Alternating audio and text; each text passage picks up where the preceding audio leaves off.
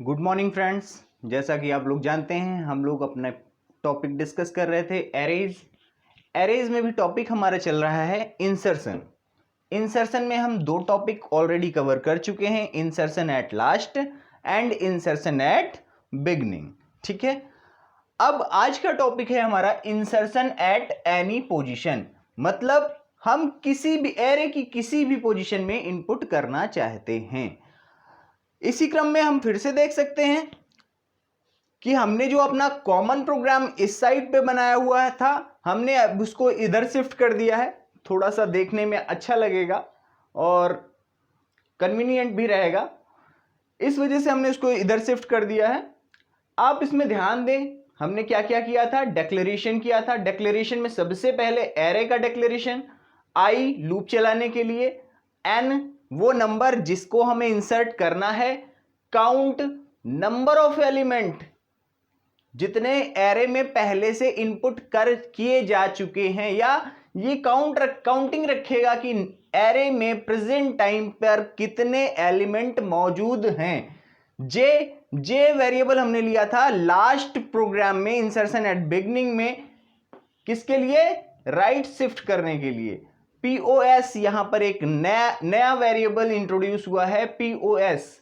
अब ये POS variable क्या करेगा, पीओएस वेरिएबल यहां लेने का पर्पस है क्योंकि हम यहां पर इंसर्शन एट एनी पोजीशन करना चाहते हैं। जब एनी पोजीशन की बात होगी तो हमें पोजीशन तो यूजर से इनपुट करानी पड़ेगी, और इनपुट कराना है तो हमें एक वेरिएबल लेना पड़ेगा, और उसी क्रम में हमने वेरिएबल लिया है पीओएस।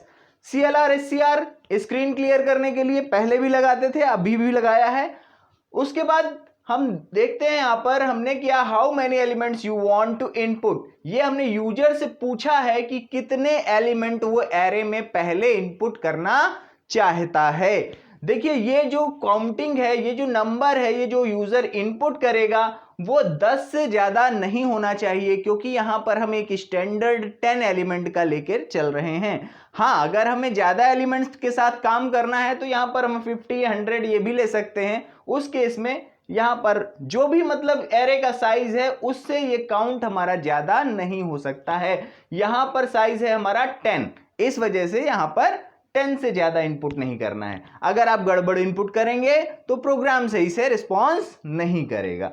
उसके बाद एरे में जैसे नॉर्मल इनपुट होता था, input elements of array, insertion में हमने देखा है हमेशा हमने 0 से स्टार्ट करके लेस देन काउंट तक इनपुट किया, क्योंकि अगर हम 5 एलिमेंट इनपुट करना चाहते हैं तो हमें इनपुट कहां कहां करना है, हमें 0 में, 1 में, 2 में, 3 में और 4 इन इंडेक्स नंबर्स में अपने एलिमेंट्स को इनपुट करना है। और इसके साथ एरे का नाम जो भी हो वो अपने आप इंट्रोड्यूस हो जाएगा। जैसे यहां पर हमने नाम लिया है ARR, तो एरे का नाम ARR है, तो यहां पर एलिमेंट्स किस में इनपुट होंगे, अगर हमने काउंट में 5 दिया है तो एलिमेंट्स इनपुट होंगे ARR 0 में। फर्स्ट टाइम आई की वैल्यू 0 होगी तो यहां पर स्कैनफ किसके लिए काम करेगा, ARR 0 के लिए, नेक्स्ट टाइम ARR 1 के लिए, इसी तरह कंटिन्यू होता रहेगा।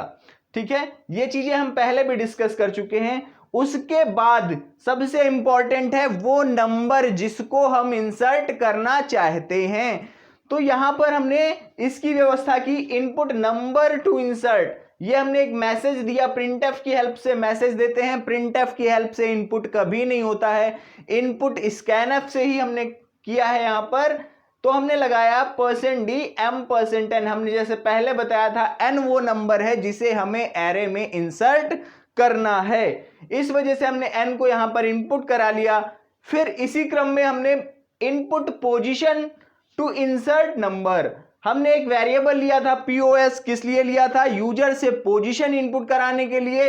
इस वजह से हमने फिर से एक मैसेज दिया input position to insert number, और स्कैनफ की हेल्प से हमने पोजीशन को इनपुट कराया है। तो ये हमारे जो अलग अलग पार्ट हैं, सबसे पहला डिक्लेरेशन पार्ट है ये, उसके बाद ये यूजर से पूछता है कि कितने एलिमेंट इनपुट करने हैं और उसको काउंट में इनपुट किया जाता है। फिर यहां पर हमारा एरे इनपुट हो रहा है फॉर लूप की हेल्प से, यहां पर हमारा सिंगल नंबर इनपुट हो रहा है बाद में, किस लिए, इंसर्ट करने के लिए, और यहां पर हमारी पोजीशन इनपुट की जा रही है। उसके बाद जैसा हमने कॉमन प्रोग्राम में पहले भी किया था, काउंट हमने चेक किया, क्या काउंट हमारा 10 से छोटा है? अगर छोटा है तभी इंसर्शन हो सकता है, नहीं तो एल्स में क्या मैसेज है? Sorry insertion not possible. अगर हमारा काउंट जो है 10 से छोटा नहीं है, काउंट हमारा 10 हो चुका है, तो मतलब एरे हमारा फुल हो चुका है, तो उसमें इंसर्शन की कोई पॉसिबिलिटी नहीं हो पाएगी, कोई इंसर्शन पॉसिबल नहीं हो पाएगा। तो इस केस में हम ओवरफ्लो जैसे मैसेजेस भी दे सकते हैं। और दोनों ही केस में, चाहे हमारा एलिमेंट इंसर्ट हुआ हो या एलिमेंट इंसर्ट ना हुआ हो, एरे को डिस्प्ले कराना बहुत ही जरूरी है। तो हमने एक मैसेज दिया slash now your array is, and for loop की हेल्प से आपका जो करंट सिचुएशन होगी एरे की वो डिस्प्ले हो जाएगी। उसी के साथ हमारा प्रोग्राम यहां पर फिनिश हो जाएगा। ठीक है, तो ये हमारा कंप्लीट प्रोग्राम है। यहां पर वो कॉन्सेप्ट आना है जिसकी हेल्प से हम इंसर्शन एट एनी पोजीशन करेंगे। अब हम डिस्कस करते हैं कॉन्सेप्ट के बारे में। कॉन्सेप्ट देखिए, यहां पर हमने एक पहले से एक एरे बना लिया, एक एज्यूम कर लिया कि हमारा एरे इस टाइप का हो सकता है। यहां पर हमने 10 एलिमेंट्स का एरे लिया, क्योंकि यहां पर हमने डिक्लेरेशन 10 एलिमेंट्स के लिए किया है। इसी वजह से हमने जो मेमोरी रिप्रेजेंटेशन किया है वो भी 10 एलिमेंट्स के लिए मेमोरी रिप्रेजेंटेशन किया है। तो यहां पर देखिए टोटल 1 2 3 4 5 6 7 एलिमेंट पहले से फिल्ड हैं। तो काउंट हमारा क्या होना चाहिए? अभी इस टाइम पे काउंट हमारा होना चाहिए 7। ठीक है, तो काउंट में हमने 7 ऑलरेडी लिख रखा है। फिर हमने अज्यूम किया कि हम जो नंबर n इनपुट करना चाहते हैं, यहां पर ये जो n हमने इनपुट करा है, हमने अज्यूम किया कि यूजर ने इसमें वैल्यू अगर 99 दी है तो n 99 हो गया। फिर उसके बाद हमने अज्यूम किया कि पोजीशन यूजर ने बोला, ऐसे ही बोला कि 4th पोजीशन में हम इनपुट करना चाहते हैं। किसके माध्यम से? इसके माध्यम से, मतलब पीओएस में जो इनपुट किया गया वो क्या इनपुट किया गया? 4 इनपुट किया गया। अब जब 4 इनपुट किया गया तो उसके हिसाब से हम अपने प्रोग्राम को आगे प्रोपोगेट करते हैं। अब इस क्रम में हमें करना क्या पड़ेगा? करना यह पड़ेगा, सबसे पहले ढूंढना पड़ेगा 4th पोजीशन कौन सी है। गिन लीजिए 1 2 3 4। अगर आप ध्यान से देखें तो 4th पोजीशन, तो 4 की बात कर रहे हैं हम, ये हमारी 4th पोजीशन है। n को हम यहां पर इंसर्ट कराना चाहते हैं, लेकिन अगर ध्यान दें तो इंडेक्स नंबर क्या है? 3। हम पहले भी डिस्कस कर चुके हैं कि जो पोजीशन होती है वो इंडेक्स नंबर से हमेशा एक ज्यादा होती है। इस वजह से हमारी 3 इंडेक्स नंबर एकदम सही बात है, हमारा रूल जो है वो मैच कर रहा है, कोई दिक्कत वाली बात नहीं है। अब देखिए, अगर हम इस पोजीशन पे 99 डालना चाहते हैं तो इस पोजीशन को खाली करना पड़ेगा। खाली करने के लिए हम पहले इंसर्शन एट बिगनिंग में भी ये काम कर चुके हैं। कैसे कर चुके हैं? शिफ्टिंग के द्वारा। खाली करने का मतलब ये नहीं होता किसी वैल्यू को हम निकाल के फेंक दें या उसको ओवरराइट कर दें, हमारा डेटा लॉस नहीं होना चाहिए। इस वजह से हम क्या यूज करेंगे? हम यूज करेंगे शिफ्टिंग। और शिफ्टिंग कहां से स्टार्ट होगी? यहां से स्टार्ट होगी। आप देखो, ये जो 87 है वो यहां आ जाएगा, फिर ये खाली हो जाएगा तो 25 यहां आ जाएगा, फिर ये 13 हमारा 25 की जगह आ जाएगा, और ये जो 19 है ये 13 की जगह आ जाएगा। इस तरह से ये जगह हमें खाली मिल जाएगी और अब n को हम यहां पर इंसर्ट करा देंगे। देखिए, अब इसके लिए हमें काम क्या करना पड़ेगा? अगर हम नॉर्मल टर्म्स में लिखें तो ARR 7 में हमें वैल्यू चाहिए किसकी? ARR 6 की, क्योंकि ये जनरल टर्म में बात करेंगे। जनरल टर्म में क्यों बात करेंगे? क्योंकि वहां पर हमेशा 87 हो ऐसा जरूरी नहीं है। ये हमारा एजम्पशन है कि इसमें ये वैल्यूज हैं। ये वैल्यूज हमारी चेंज भी हो सकती हैं, यूजर का इंटरेस्ट जो भी हो वो माइनस में वैल्यू दे, प्लस में वैल्यू दे, कुछ भी वैल्यू दे, उसके लिए हम उसको फोर्स नहीं कर सकते हैं।